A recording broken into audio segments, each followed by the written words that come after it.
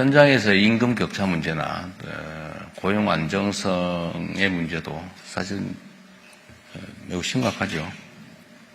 근데 제가 노동계에 좀 부탁드리고 싶은 건 이런 겁니다.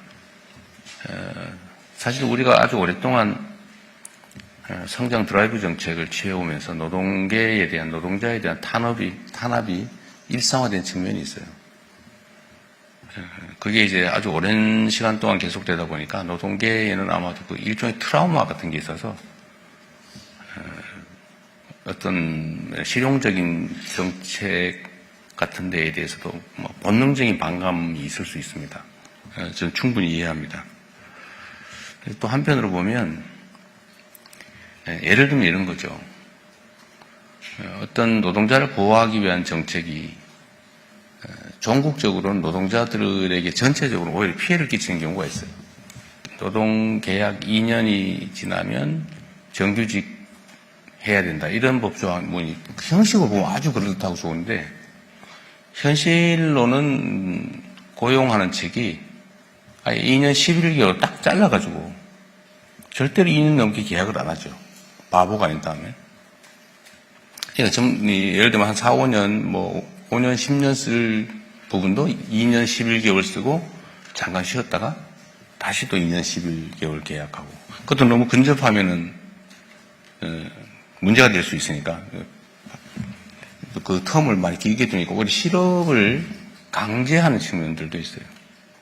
이런 문제를 어떻게 실용적으로 해결할지도 고민을 좀 했으면 좋겠습니다.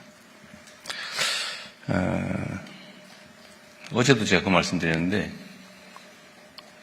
노동에 대한 보상이라고 하는 게 정상적이라 해야 되는데 예를 들면 불리한 조건에 있는 사람을 더 불리하게 만들어가지고 노동 양극화를 심화시키는 측면이 있거든요.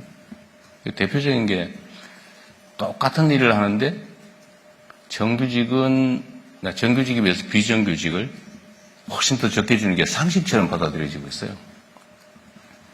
제가 어제 그 얘기를 하고 났더니 그 기사 댓글에 보니까 아니 그 정규직 된 사람들 힘들게 정규직 됐는데 왜 비정규직하고 똑같이 취급을 받아야 돼? 더 많이 받아야지. 이런 주장도 있어요. 그게 근본적으로 좀 생각이 다른 거죠. 그게 좋게 얘기하면 능력주의라고 할 수 있는데 아니 똑같은 노동을 했는데 누군가를 선발을 해가지고 더 많은 혜택을 주고 그 선발되지 못한 거는 훨씬 불이익을 주고 이게 이상하잖아요.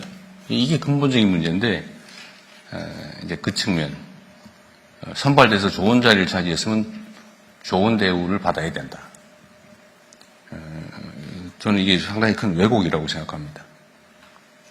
하여튼 비정규직이라는 이유로 똑같은 일하고도 덜 받고 또 비정규의 기간이 짧을수록 더 적게 받아요. 그러니까 알바는 더 싸게.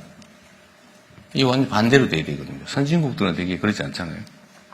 근데 이게 이제 노동의 양극화를 강제하는 측면들이 있습니다.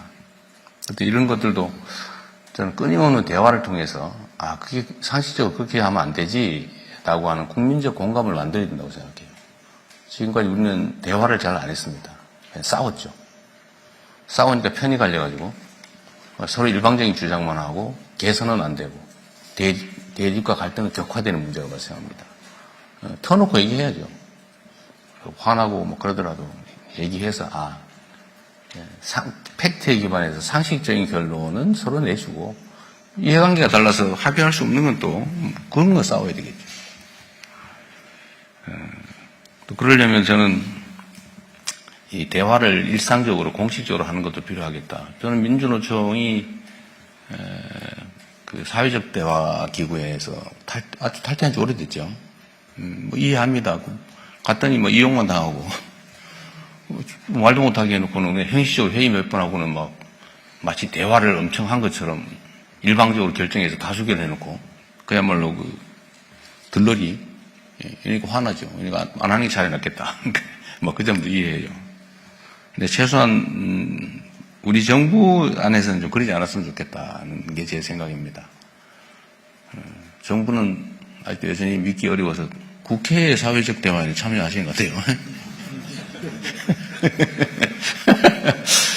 나를 못 믿어서 그런가?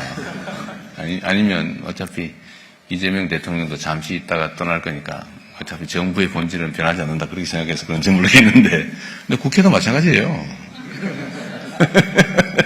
국회는 오히려 더 빨리 굴지도 몰라. 어쨌든 신뢰라고 하는 게 필요하겠죠. 또 신뢰라고 하는 게 쉽게 생기지는 않습니다. 신뢰도 자산이라고 하는데 그 많이 인출해가지고 쉽게 말해서 평소에 많이 훼손되면 믿을 만한 일도 못 믿게 되죠. 우리 사회가 쌓아온 업보라는 생각이 듭니다.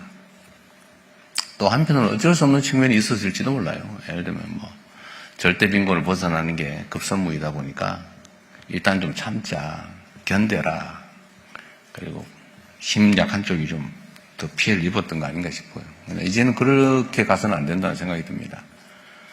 우리도 이제 선진 강국에 반열에 올랐고 그러면 노동도 존중되고 일터도 안전해야 되고 부당한 양극화도 없어야 하고 또 그러려면 결국 사회 문화, 사회적 제도를 통째로 바꿔야 되는데 그러려면 정말 진지한 대화가 필요합니다. 그리고 우리 사회는 이제 합리적인 주장을 받아들일 준비도 되어 있고 충분히 그럴 만한 역량도 있습니다. 사회적 대화에도 여러분들 어렵긴 하겠지만 한번 고민을 좀 더 적극적으로 능동적으로 긍정적으로 해주기를 부탁을 드립니다.